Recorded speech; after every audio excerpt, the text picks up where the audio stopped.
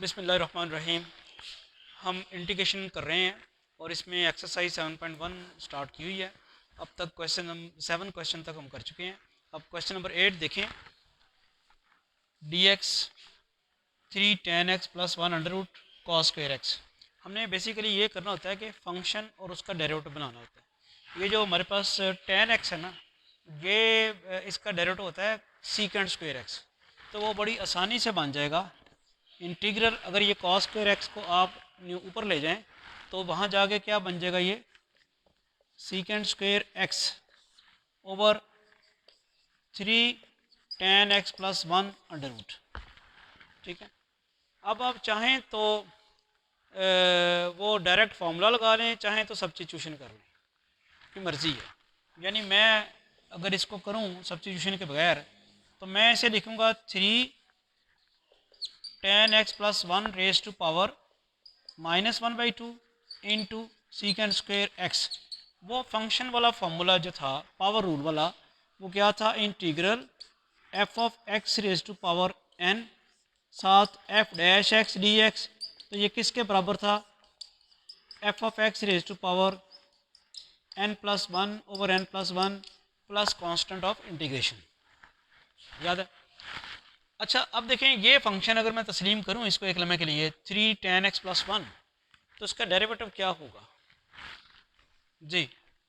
Derivative of 3 tan x plus 1 वो आ जाएगा 3 सीकेंड स्क्वेयर एक्स, बस ठीक है ना। tan x का डेरिवेटिव आ जाएगा सीकेंड स्क्वेयर एक्स 3 वैसे ही, और 1 का डेरिवेटिव 0। तो मुझे अब डेरिवेटिव बनाने में ज़्यादा मुश्किल तो नहीं पेश आनी चाहिए। यहाँ सिर्फ 3 की कमी है, तो वो कमी पूरी की जा सकती है। कैसे? 3 से अब डिवाइड करें, 3 tan x plus 1 -1/2 3 secant square x dx। अब ये फंक्शन है जिसका डेरिवेटिव मुकम्मल बन गया, तो इसके इंटीग्रेशन में क्या करेंगे फिर हम जी, power rule 3 tan x plus 1 ⁻² plus 1 over -1/2 plus 1 plus constant of integration. ये क्या बन जाएगा, 1/3 tan x प्लस 1 ⁻² और नीचे भी 1/2 प्लस कांस्टेंट। अब ये 1/2 पर चला जाएगा, ये बन जाएगा 2/3 tan x plus 1 plus c। ठीक है। तो हमें सब्स्टिट्यूशन किए बगैर ही हमने क्वेश्चन सॉल्व कर लिया with the help of this particular formula. तो अगर ज़्यादा मुश्किल आ जाए क्वेश्चन, सब्स्टिट्यूशन किए बगैर समझ ना आ रही हो कि फंक्शन कौन सा है और उसका डेरिवेटिव कौन सा है, तो फिर हम सब्स्टिट्यूशन भी कर सकते हैं।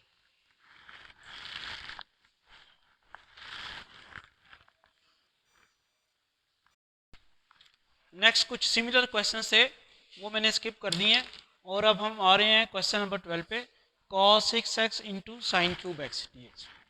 अब इसमें एक फंक्शन बनाना है और एक उसका डेरिवेटिव। याद रखें कि ये जब साइन और कॉस एक्सप्रेशन आ जाते हैं तो उसमें जो ऑड पावर है ना, उसको आप इवन और ऑड पावर में सेपरेट करें। ये साइन क्यूब एक्स है, इसको आप इस तरह सेपरेट करें, cos 6x into sine square x into sine x dx। समझ आई? यानी साइन क्यूब एक्स को लिख लिया sine square x into sine x. अब जो साइन स्क्वेयर एक्स है उसको हम लिख सकते हैं 1 minus cos square x into sine x dx।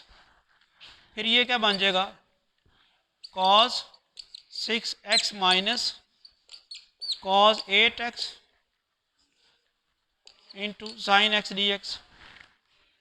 अब दोनों सूरतों में cos x का डेरिवेटिव क्या होता है, माइनस साइन। तो माइनस की कमी है, वो इस तरह पूरी की जा सकती है, बाय नेगेटिव से मल्टीप्लाई कराएं,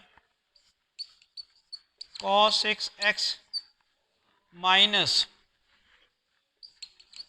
cos 8x, और इधर माइनस साइन एक्स। समझ आ गई?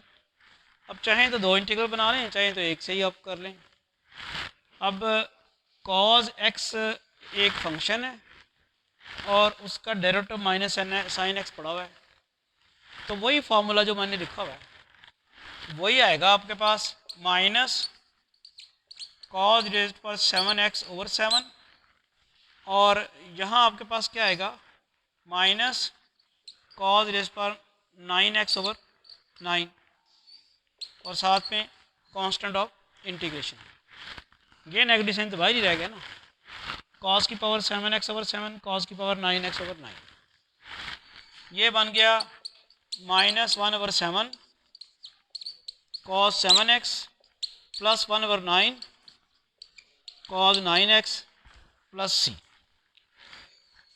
ठीक है, तो स्ट्रेटजी क्या होती है, ट्रिग्नोमेट्रिक फंक्शंस की जब प्रोडक्ट आ रही है साइन और कॉस की खास तौर पे, तो जो इवन पावर है उसको नहीं छेड़ना, ऑड को अपने ब्रेक करना है।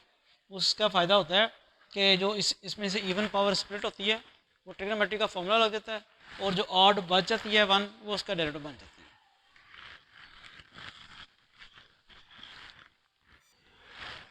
नेक्स्ट क्वेश्चन नंबर 13 भी इसी फार्मूले से हो जाएगा।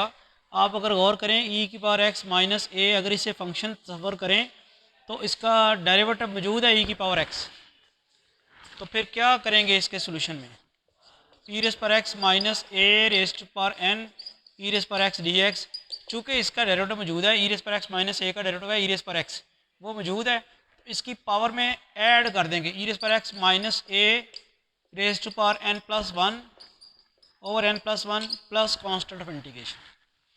तो एक लाइन का सवाल था कि अगर आपको उसका फार्मूला आता है तो बड़ी आसानी से आप कर सकते हैं। नेक्स्ट क्वेश्चन नंबर 14 की स्टेटमेंट बताएं ज़रा क्या है।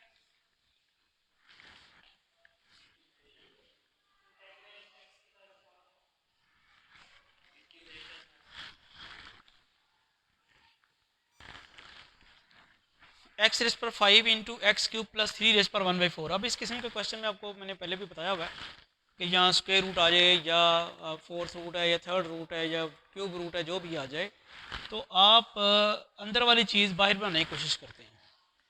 तो उसमें स्ट्रेटजी में क्या करना पड़ेगा आपको, integral x square into x cube into x cube plus 3 raise पर 1/4 dx। क्या किया, क्या आपने ये जो एक्स की पावर 5 है इसको सेपरेट कर लिया है x square into x cube में।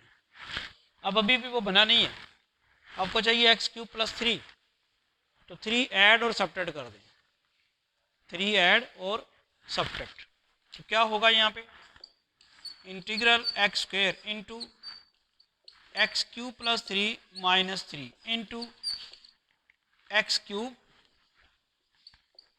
Plus 3 rest power 1/4 dx।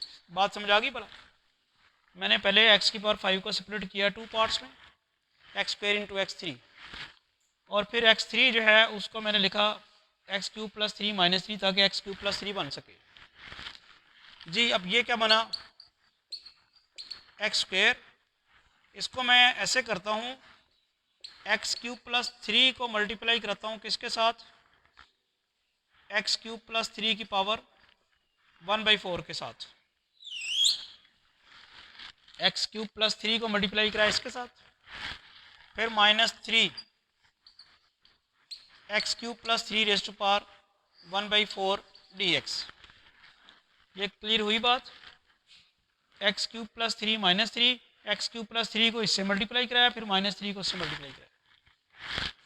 अब मैं फर्दर सिंप्लीफिकेशन इसकी करता हूँ, वो आती है एक्स स्क्वायर इंटू, यहाँ क्या बन जाएगा, एक्स क्यूब प्लस 3 की पावर क्या बनेगी, 1 प्लस 1/4, ये बनेगी, और minus 3 into x cube plus 3 rest power 1/4 dx।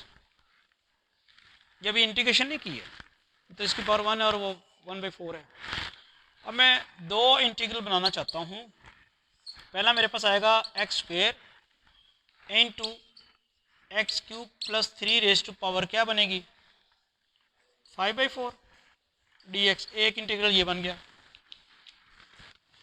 X cube plus 3 rest power 5/4 और साथ एक्स स्क्वायर वैसे ही रह गया। दूसरा जो इंटीग्रल है minus 3x² into x³ plus 3⁻⁴ dx। आई समझ? माइनस ये 3 जो है आपके पास मल्टीप्लाई हुआ और x² भी मल्टीप्लाई होना है, x² भी मल्टीप्लाई होना है, 3x² इंटू x³ प्लस 3⁻⁴।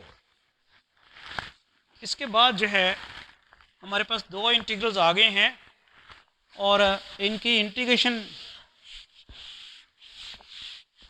हो सकती है। कैसे हो सकती है? अगर आप पहला इंटीग्रल देखें तो x³ प्लस 3 का डेरिवेटिव, इसको फंक्शन तस्वर करें x³ प्लस 3 को, तो इसका डेरिवेटिव क्या होगा? 3x²।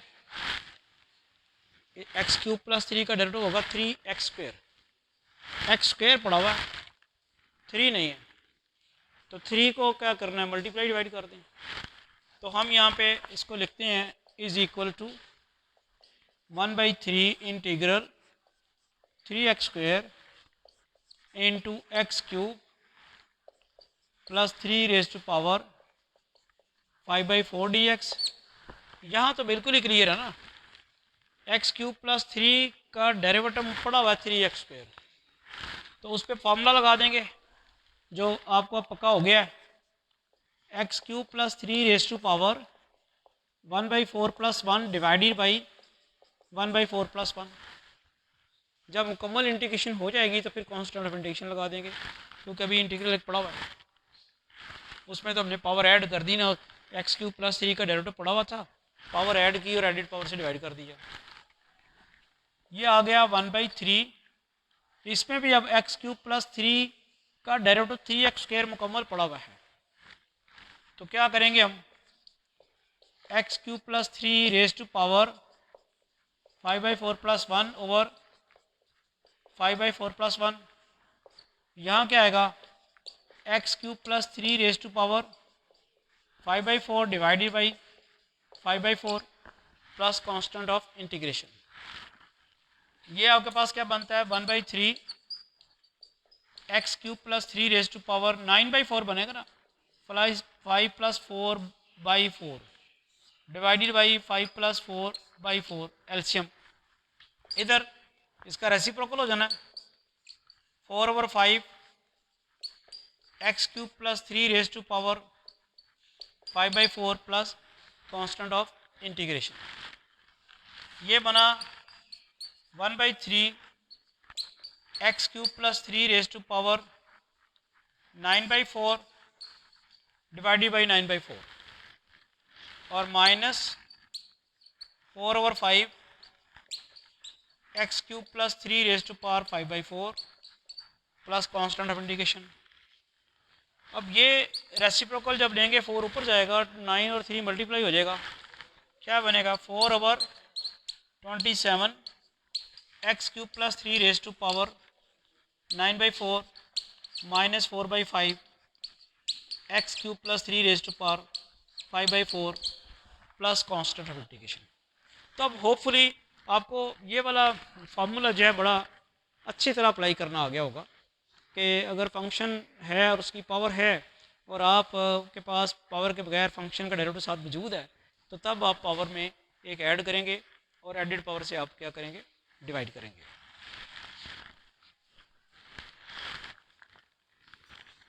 नेक्स्ट क्वेश्चन नंबर 15 है sin³ x plus cos³ over sin² x cos² x। वो लगता तो बड़ा मुश्किल है, लेकिन अगर आप ये स्ट्रेटजी अडॉप्ट करें कि sin³ x over sin² x cos² x plus cos³ x over sin² x cos² x, तो फिर क्या होगा जी? ये जो sin³ x है वो इसका कैंसिल हो जाएगा, यानी sin² x ख़त्म हो जाएगा, क्या रह जाएगा आपके पास? sin x over cos² x, और उधर आपका ये जो क्यूब है इसके साथ कैंसिल होगा, cos x over sine square x. ठीक है। अच्छा, ये साइन ओवर कॉज जो है वो क्या बनेगा, टेन एक्स, और एक कॉज एक्स अलहदा कर लें। अब आप इसको इस तरह लिख लें कि one over cos x into sine x over cos x. इसी तरह यहाँ भी क्या लिख लें, one over sine x into cos x over sine x. ठीक है। ये बनता क्या है, वन ओवर कॉज एक्स किसके बराबर बनता है, सीकेंड एक्स का, और sine x over cos x क्या बनता है, टेन एक्स। ये वन ओवर साइन एक्स किसके बराबर बनता है, तो सीकेंड एक्स, और वो क्या बनता है, कॉट एक्स, कॉज एक्स और साइन एक्स कॉट एक्स। अब आपको याद है कि सीकेंड एक्स टेन एक्स किसका डेरिवेटिव है, नहीं, सीकेंड एक्स टेन एक्स डेरिवेटिव है सीकेंड एक्स का, सीकेंड एक्स डेरिवेटिव। तो यहाँ मैं यह लिख देता हूँ कि जब आप डेरिवेटिव लेते हैं सीकेंड एक्स का तो वो आता है सीकेंड एक्स टेन एक्स, और यहाँ से अगर दोनों तरफ इंटीग्रेशन की जाए तो सीकेंड एक्स बराबर आएगा किसके, सीकेंड एक्स टेन एक्स। तो ये हमारे पास एक फार्मूला इस्टेब्लिश हो जाता है कि सीकेंड एक्स टेन एक्स की इंटीग्रेशन जो होगी वो सीकेंड एक्स होगी। इसी तरह अगर आपको याद हो कि कोसेकेंड एक्स का डेरिवेटिव लिया जाए तो वो क्या आता है, minus cosecant x cot x, और अगर आप इंटीग्रेशन कर दें कोसेकेंड एक्स किसके बराबर आएगा, minus cosecant x cot x d x, या फिर ये कह दें integral cosecant x cot x d x किसके बराबर है, माइनस कोसेकेंड एक्स के। तो ये भी फॉर्मूला आ गया।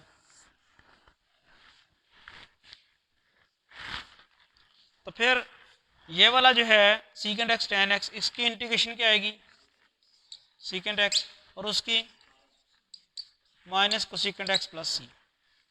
अब चाहें तो यहाँ भी छोड़ सकते हैं और आगे एलसीएम वगैरह भी ले सकते हैं। ठीक है, cosecant x secant x minus cosecant x plus C. Next question number 16 है e raise to power x plus 4 under root over x plus 4 under root. अब ये क्वेश्चन दो तरह से सॉल्व कर सकते हैं हम, एक तो सब्स्टिट्यूशन कर सकते हैं और एक डायरेक्ट फार्मूला यूज़ कर सकते हैं। अब डायरेक्ट फार्मूला जो इंटीग्रेशन का है वो ज़रा देखें। अगर मैं डेरिवेटिव लूँ ई रेज़ पर एफ ऑफ एक्स का, तो मुझे आप ये बताएं क्या आंसर आएगा जी, ई रेज़ पर f of x, E raise पर एफ ऑफ एक्स क्या यही आएगा कि साथ एफ डैश एक्स भी आएगा, एफ डैश एक्स भी आएगा ना, यही करना होता है, ई की power f of x as it is और फिर पावर का डेरिवेटिव।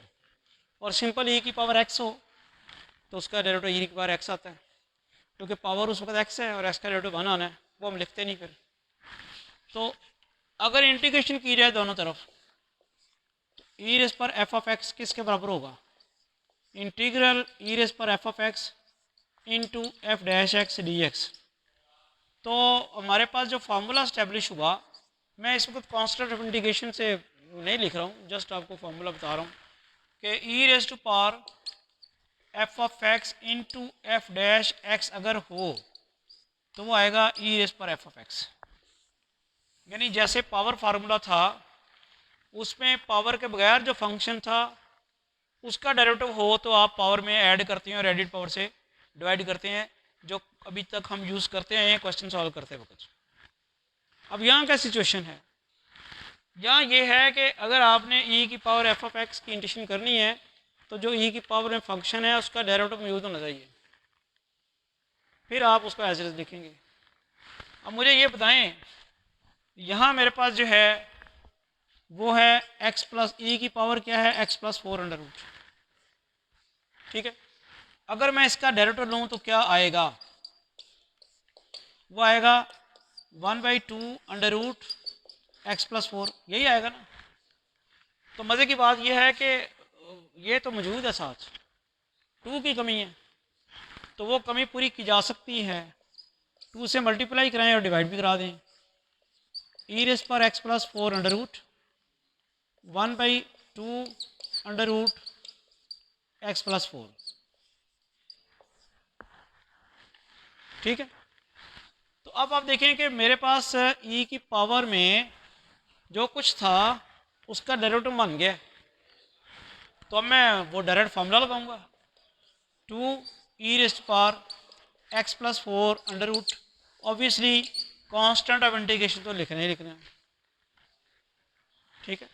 कांस्टेंट ऑफ इंटीग्रेशन भी साथ लिखना है। तो ये सब्स्टिट्यूशन किए बगैर आपने कर दिया। तो अगर आपने सब्स्टिट्यूशन करनी होती तो फिर कैसे करना था?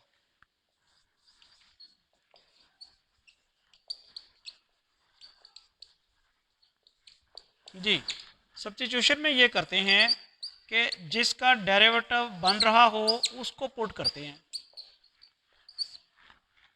तो आप यहाँ पुट करें t is equal to x plus 4 under root.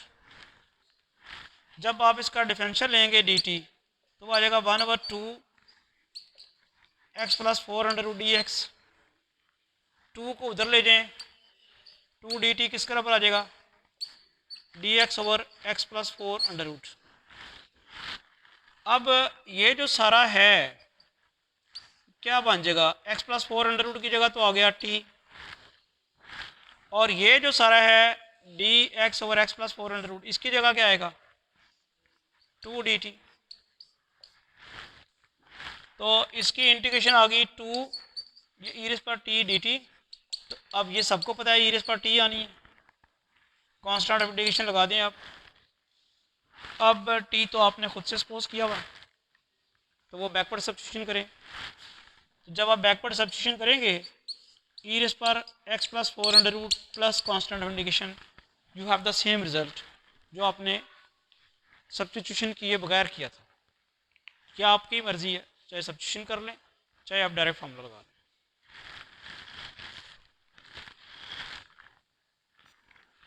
Next question number 17 में a प्लस बी रेस पर एक्स प्लस सी रेस पर एक्स डी एक्स इसकी निशान करनी है। ये कांस्टेंट की पावर वेरिएबल है, तो इसका इंटीग्रल का फार्मूला अगर आपको याद हो, कांस्टेंट रेस पर एक्स अगर हो तो वो आता है a रेस पर x over l n a. ये है फार्मूला। अब जैसे जैसे हम आगे क्वेश्चन चल कर रहे हैं तो जो जो फार्मूलाज आते जाएंगे वो हम साथ साथ लिखते जाते हैं। ये बकायदा प्रूव किया हुआ इसको, ठीक है ना। ए रेस पर एक्स ये आया वो उसी से ही हुआ है। अगर आप डिफ्रेंशिएशन लें ए रेस पर एक्स की तो डिफ्रेंशिएशन क्या आती है, उसी से ये निकला हुआ है। तो अब ये फार्मूला अगर आप ट्रीट करें तो ए तो कांस्टेंट है तो एक्स ही आएगा ना इसकी इंटीग्रेशन, और यहाँ क्या हो जाएगा? प्लस बी रेस पर x over log b plus C raise पर एक्स ओवर लॉग सी, और कांस्टेंट ऑफ इंटीग्रेशन अब नया कोई कैपिटल ए कर दें आप, क्योंकि स्मॉल ए बी और इवन सी भी यूज़ हो चुका है क्वेश्चन में, तो आप कांस्टेंट ऑफ इंटीग्रेशन लॉग ए कर दें। तो ये एक लाइन का क्वेश्चन है, बल्कि एमसीक्यूज में भी आ सकता है। नेक्स्ट क्वेश्चन नंबर 18 है tan x log secant x dx। अब ये देखें कि कुछ क्वेश्चन जैसे अब आगे आएंगे एडवांस क्वेश्चन, तो उसमें हमें सब्स्टिट्यूशन करनी पड़ेगी। तो यूजुअली आप वो चीज़ पुट करते हैं जिसका डेरिवेटिव नज़र आ रहा हो कि ये बन जाएगा। यहाँ मसला ये है कि tan x को पुट करके उसका जो डेरिवेटिव आएगा वो तो secant स्क्वायर x आएगा, तो कोई ऐसा फ़ायदा नहीं दे रहा। तो हम ट्राई करते हैं कि अगर log secant x को हम पुट करें तो क्या बनता है। तो अगर हम t पुट करते हैं log secant x, then d t over d x, या तो डिफरेंशियल डायरेक्ट ही लिखें, इसका डेरिवेटिव लेंगे आप D over d x log सीकेंड x का। लॉग सीकेंड एक्स का डेरिवेटिव क्या होगा? 1 over सीकेंड x D over d x, फिर किसका आना है? सीकेंड एक्स का। लॉग के आगे जो चीज़ है उसका पहले रेसिप्रोकल लिया और फिर उसका डेरिवेटिव, ये आ गया 1 ओवर सीकेंड एक्स। सीकेंड एक्स का डेरिवेटिव क्या होता है? सीकेंड एक्स tan x, अभी बताया था।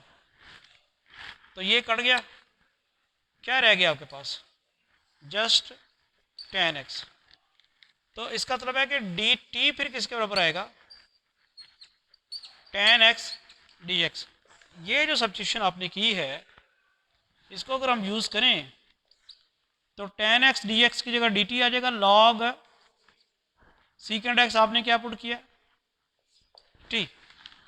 log सीकेंड x पूरे का पूरा t के इक्वल है, log सीकेंड x t हो गया। tan x dx किसके बराबर आ गया? वो dt के, इसकी जगह आप लिखेंगे dt। अब क्वेश्चन बिल्कुल सीधा सा है, T square over 2 plus constant of integration, T की वैल्यू क्या रखी हुई है? log सीकेंड x, टी की वैल्यू log सीकेंड x है। समझ आ गई सबको? तो यहाँ भी अब ये क्वेश्चन ऐसे शुरू हो गए हैं जिनमें सब्स्टिट्यूशन करके सॉल्व करना ज़्यादा आसान है। नेक्स्ट क्वेश्चन नंबर 19 है, a रेस्ट पर tan x plus tan x rest पर b over cos square x dx। तो हम इसको ऐसे लिख सकते हैं, इंटीग्रल a रेस्ट पर tan x plus tan x rest पर b, और ये जो cos स्क्वायर x अगर हम ऊपर ले जाएं इसको सीकेंड स्क्वायर x dx। अब यहाँ से हमें कोई हिंट मिल रहा है tan x और सीकेंड स्क्वायर x का आपस में कोई रिलेशन है। सीकेंड स्क्वायर x जो है वो tan x का क्या है? डेरिवेटिव। तो यहाँ से हमें रिलेशन, यहाँ इस रिलेशन से हमें पता चल रहा है कि हम अगर पुट कर दें t is equal to tan x, तो डिफरेंशियल dt किसके इक्वल आएगा? Secant square x dx। तो जो इंटीग्रल है हमारा वो क्या बन जाएगा? a रेस्ट पर t प्लस टी रेस्ट पर b into d t. tan x की जगह t पुट कर दिया, यहाँ भी tan x की जगह t पुट कर दिया, और सीकेंड स्क्वायर x dx जो है वो किसके इक्वल है? dt के। तो अब इसको अगर आप दो इंटीग्रल बनाते हैं, a रेस्ट पर t dt plus integral t rest पर b dt। अब इसका तो वही आएगा ना, a रेस्ट पर t divided by log a। इसका क्या आएगा? टी रेस्ट पर b plus one over b plus one plus constant of integration. तो एक ही काम अब रह गया करने वाला कि बैकवर्ड सब्स्टिट्यूशन। टी आपने tan x पुट किया हुआ है, तो टी की जगह आप tan x पुट करें, a रेस्ट पर tan x over ln a plus tan x rest power b plus one over b plus one plus constant of integration. तो ये क्वेश्चन ज़रा टेक्निकल थे जिसमें कांस्टेंट की पावर वेरिएबल है exponential function के।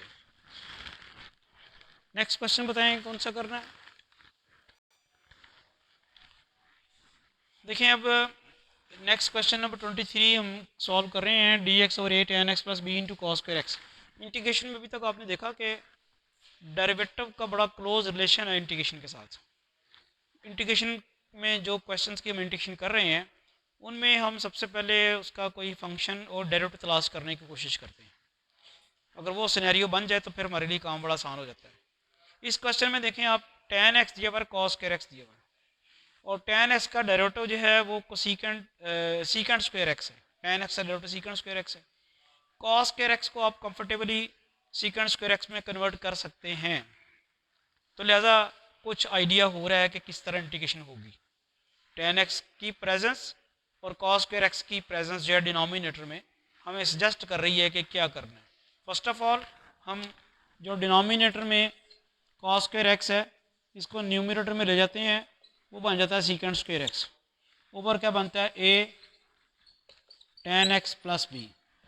इसको सब्स्टिट्यूशन से भी किया जा सकता है और फार्मूले से भी किया जा सकता है। सब्स्टिट्यूशन से और फार्मूले से।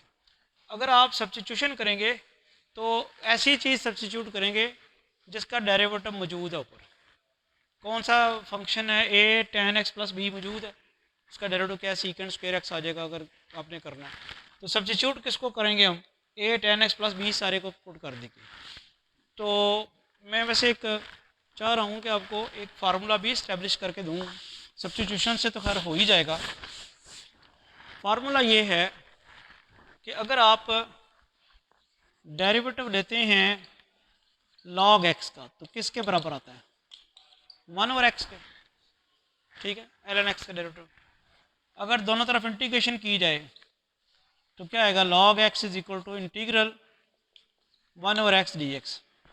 तो हमारे पास फार्मूला क्या बन गया, यानी 1/x की इंटीग्रेशन की जाएगी तो ln x आएगा,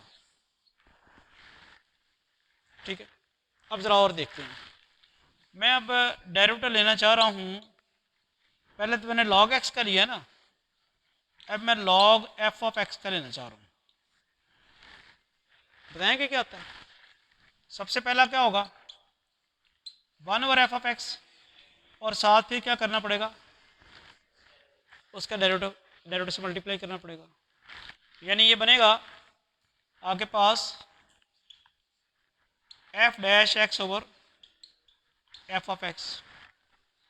अब अगर दोनों तरफ इंटीग्रेशन की जाए तो क्या होगा, ln f of x is equal to integral f dash x over f of x dx, यही होगा। हमारे पास जो फार्मूला इस्टेब्लिश हुआ वो क्या हुआ, f dash x over f of x dx किसके बराबर आ गया, ln f ऑफ x। तो ये हमारा उसी किस्म का फार्मूला जो पावर रूल का था। पावर रूल का क्या फार्मूला था कि फंक्शन की कुछ पावर दी हुई है तो पावर के बगैर फंक्शन का साथ डेरिवेटिव मौजूद होना चाहिए।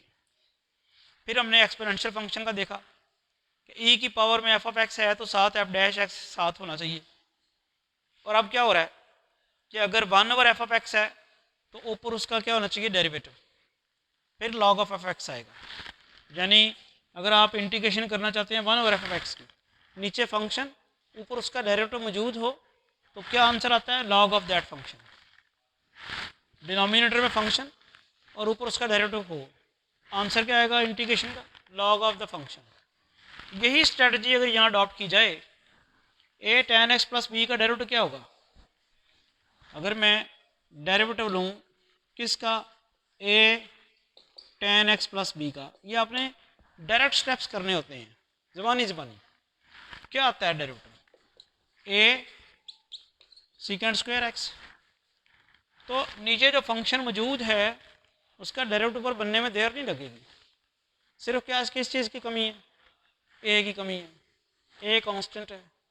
तो कांस्टेंट की कमी को रिमूव किया जा सकता है, a 1/a करें, a सीकेंड स्क्वायर x करें, divided by a tan x plus b. अब वही एग्जैक्ट यही बन गया, नीचे फंक्शन ऊपर उसका डेरिवेटिव। ये नीचे फंक्शन है a tan x plus b function है और ऊपर उसका डेरिवेटिव पड़ा हुआ है। क्या आंसर आएगा इसका, 1/a log a tan x plus b और फिर प्लस कांस्टेंट ऑफ इंटीग्रेशन। समझ आ गई है।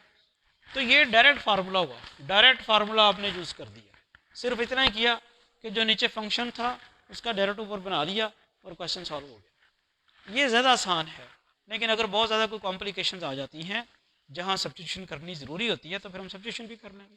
सब्स्टिट्यूशन करने का जो स्ट्रेटजी है वो यही है, हम पुट उसको करते हैं जिसका डेरिवेटिव बन सक रहा हो।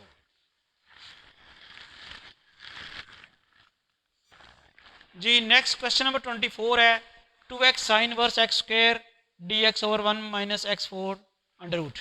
तो इसमें अगर आप सब्स्टिट्यूशन करें, put t is equal to x square, चूँकि साइन इनवर्स एक्स स्क्वायर यहाँ पे है तो उसको पुट कर लें। अब इसका डिफरेंशियल क्या आएगा, 2x dx।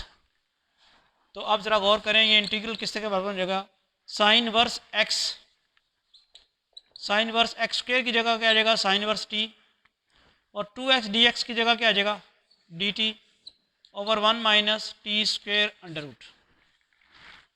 ठीक है, अब आप देखें कि सिचुएशन ये बन गई है sine inverse t into 1/1 minus t square under root d t, ये बन गई है ये फंक्शन और ये उसका डेरिवेटिव मौजूद है। तो फिर तो वही फार्मूला भरा लगा है, sine inverse t raise to power 2/2 plus constant. अब टी क्या पुट किया वो आपने, ये बन जाएगा 1/2 sine inverse x square raise to power 2 plus constant of integration. तो चलें अब आज का लेक्चर यहाँ वाइंड अप करते हैं।